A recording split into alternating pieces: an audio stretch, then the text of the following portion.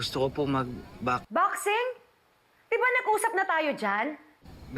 Baka sakali pong mahirap po kasi sa akin yung engineering kaya hindi para sa akin yun eh. Anak, kung ayaw mo ng engineering, okay lang naman sa akin. Basta ang gusto ko lang makapagtapos ka. Kaya nga ako nagtitiis dito dahil gusto ko may marating ka sa buhay mo. Pero Nay, wag naman po laging ako yung iniisip nyo. Isipin nyo rin po yung sarili nyo. At wag po kayo magpagod. Mahirap magkasakit dyan. Wala ako para alagaan ka. Kaya dapat pagbutihin mo yung pag-aaral mo. Konting sakripisyo lang to, anak. Ginagawa ko lang to para sa atin. Oo, Nay. Pero Nay, miss na po kita. Anak, miss na miss din kita. Love you. Lagi. Sobra-sobra. O, sige na, anak. Tapos na yung break time ko. Balik na ako sa trabaho, ha? Sige, Nay. Ingat kayo.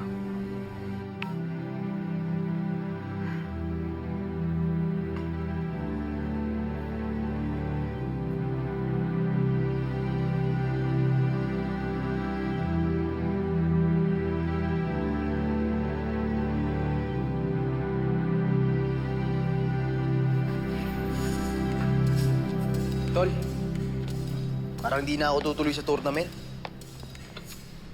Bakit naman? Tol, isipin mo, ang dami nang pumipigil sa akin. Si Lola, si Nanay. Tapos nalaman ko may bayad.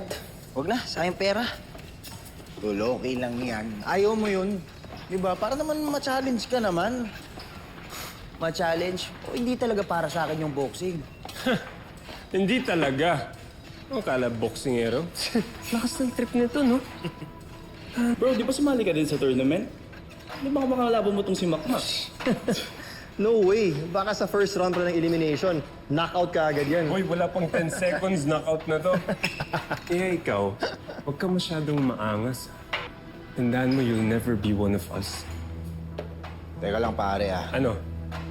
May sabihin ka? Ha? Hindi, wala.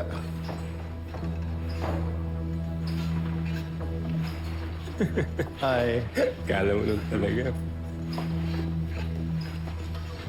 Mayabang talaga ng mga yan eh, no? Ano, porket tatlo sila? Hindi yung magpapatalo sa kanila. Tutuloy ka na? Napakayabang ng mga yun. Di ba nila alam na dating boksingero yung tatay mo? Parang ano? Chali, matagal na yon. Pati nga ako, kinalimutan ko na. Uy, tol, totoo naman kasi. Eh, magaling naman kasi talaga yung tatay mo sa pagboboxing. Saka, alam mo, kung nandito ngayon yun, eh di mas mapapadali yung pagpasok mo sa tournament. Tol, may backer ka. Mismo. Tol, hindi ko siya kailangan. Eh, sikat naman talaga dati tatay mo ah. Oo. Di ba idol mo nga siya kaya ginagaya mo mga moves niya dati? Chali ko, di ba? Kung papasok ko sa boxing, sarili ko lang aasahan ko.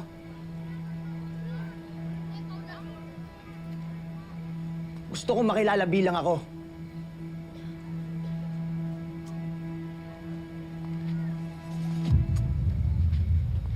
Kulit mo kasi sabi ko sa'yo, tigilan mo na eh. Lo, di ba umagri ka naman? Ikaw, Gato ganun ka ng ganun eh. Na ikaw rin gumaganon ka pag ginagaya lang naman kita.